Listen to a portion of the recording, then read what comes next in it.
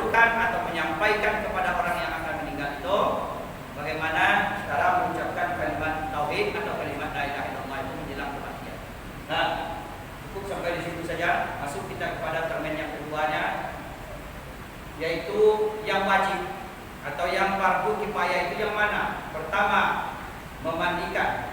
Kedua, mengapani. Ketiga, menyolatkan. Keempat, menguburkan. Yang paling berat dua ini, memandikan sama mengapani. Yang paling enteng, menyolatkan dan menguburkan. Ini rata-rata orang ikut aja semuanya. Nah, yang paling susah ini. Yang pertama adalah masalah memandikan. Ya, memandikan. Kalau masalah teknis yang lain itu silakan saja nanti di bacaan itu, di mana jenazah dimandikan, siapa saja yang akan hadir di tempat pemandian itu tidak perlu saya apakan lagi. Nah, langsung saja kita kepada tata cara pelaksanaan pemandian. Namun sebelum itu, apa yang mesti kita siapkan? Karena jangan nanti saudara pulang ke kampung halaman lalu Anda ngotot. Kemarin kami sudah belajar penyelenggaraan jenazah. Kata Ustaz itu mandikan dulu, baru dikafani. Ya, maka saudara mandikan mayat itu. Kalau menurut apanya kan ya. Sementara kain kafan menurut saudara selesaikan, akan diinginkan mayat penting. Nah, jadi sebelum jenazah dimandikan, siapkan dulu kain kafan. Paham kira-kira? Jangan nanti mentang-mentang kata apa menunggu urutannya kan memandikan dulu. Jangan dipegang-pegang kain kafan dulu, tidak bisa. Ya, jangan diangkat dulu mayat ke tempat mandi kalau kain kafan belum diselesaikan. Ya, maka dalam sisi pelaksanaannya nanti di lapangan, yang perlu Anda siapkan terlebih dahulu, yang perlu Anda bereskan terlebih dahulu adalah kain kafan. Nah, kain kafan kalau menurut syariatnya sekurang-kurangnya untuk laki-laki 1 lembar, ya, 1 lembar yang bisa menutupi badan jenazah. Sempurnanya adalah 3 lembar yang bisa menutupi badan jenazah. Nah, sementara yang perempuan sekurang-kurangnya 3 lembar yang bisa menutupi badan jenazah. Sesempurnanya adalah 5 lembar yang bisa menutupi badan jenazah. Nah, cuma dalam persoalan ada yang kepengen buat kain sarung, ada yang bikin baju, ada yang kepengen pakai telkom, ada yang pakai sorban. Nah, boleh, ya, boleh. Nah, tidak dilarang. Cuman yang dilarang itu berlebih-lebihan di dalam menggunakan kain kafan, umpamanya dibikin 10 lapis. Nah, sehingga jenazah itu kalau digendongkan pun tidak sampai dentuman gendongkan itu ke kulitnya. Kenapa begitu tebalnya kain kafan? Nah, ya, jangan kayak orang menjual lapet ugi danau. Nah, siapa yang pernah beli lapet ugi danau itu? Ketika kita beli ini besarnya, kan? Buka bungkusnya 1, belum juga jumpa isinya. Buka lagi, belum jumpa. Rupanya selesai ini isinya juga. Ya. Kain kafan itu kita siapkan dulu. Ini yang kemarin ya. Ini kemarin ya.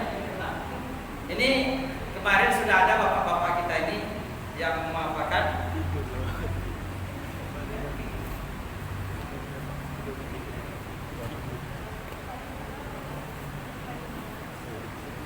Nah, cuma karena sudah dipotong-potong, minta tolong saya agak 2 orang. Siapa yang mau? Bukan jadi model, tukang angkat-angkat menengok-nengoknya aja. Biar saya cerita dia kembangkan. Nah, ini baju, ini kain sarung, tinggal itu aja. Iya. Maju-maju pegang aja. Ya, bandera. Nah, kembang satu-satu. Apa namanya? Ya, karena waktu kita sangat terbatas. Coba bentar. Apa nih? Jangan nanti selimut lah.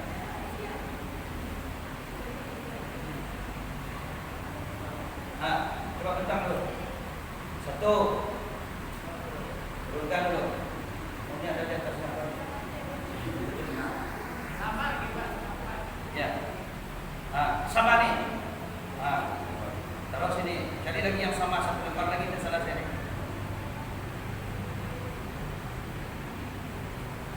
Betul. Stop dulu. Ya, tolong dilihat saja dari jauh ya. Ini kain ini 3 lapis. Ya. 3 lapis karena posisi kain sekarang beda dengan zaman dahulu ketika saya masih bayi. Ya. Dulu ketika saya masih SD, masih kecil-kecil, ini kain kapan tak selebar ini. Ya, lupa. 1,5 ini lebarnya. Sehingga dengan 1 lapis ini bisa untuk membungkus badan jenazah meskipun dia gemuk. Karena produk pakaian sekarang ini lebih kecil, maka seperti inilah bentuknya. Ini kalau dibungkuskan kepada orang, ditutup depan, terbuka punggung ini. Ditutup punggung, terbuka pusatnya nih. Nah, jadi tidak bisa ini dipakai. Ya, kalau cuma 1 lembar ini dihitung 1 lapis. Maka bagaimana caranya disiasati? Nah, dibikin 3 lembar, tapi terhitung 1 lapis. Nah, ingat ya. Oh, itu kan 3 lembar itu Ustaz? Iya, tapi hitungannya 1 lapis yang bisa membungkus badan jenazah. Karena ukurannya adalah yang bisa membungkus badan jenazah. Meskipun 10 lapis kalau tak bisa membungkus badan jenazah, maka itu belum dihitung 1 lapis. Nah, tapi kalau 1 lapis itu mampu membungkus badan jenazah, maka cukup 1 saja. Paham? Paham? Nah, coba. Ini yang 3 lapis ini. Nanti ketika pelaksanaannya, kalau Anda susun seperti ini, ya, saudara susun seperti ini, maka tak ada juga gunanya. Supaya bisa membungkus badan jenazah, maka dibuatlah saling bertindih. Nah, coba angkat dulu satu. Nah, angkat satu dulu. Taruh sana. Kemudian tarik ini separuh badan, separuh ke sana. Separuh saja. Nah, tindihkan dulu 2 lembar, kemudian ada bentangkan nanti di tengah 1. Coba. Di tengah. Nah, ini kan 3 lembar nih. Tapi dalam perhitungan disebut dengan 1 lapis. Paham? 1 lapis. Nah, maka itu disebut dengan sekurang-kurang. Kalau sekiranya jenazah mau kita bungkus saja pakai ini, tidak apa-apa. Sudah selesai. Nah, cuma kan kadang-kadang keluarga minta bikinlah baju Pak, bikinlah baju Ustaz. Nah, bikinkan baju. Pakailah kain sarung, pakai kain sarung, pakai sorban. Kalau minta lagi perempuan dia pakai jelko, pakai jelko. Nah, bagaimana cara membuat baju? Dia mau cari baju sana. Ya, atau kemudian sambil supaya di belakang bisa nengok. Atau yang perempuan geser ke sini supaya dia tidak panas. Dia agak sini saja. Kita buka ya. Geser aja ke sini. Yang lagi geser aja sini. Oke.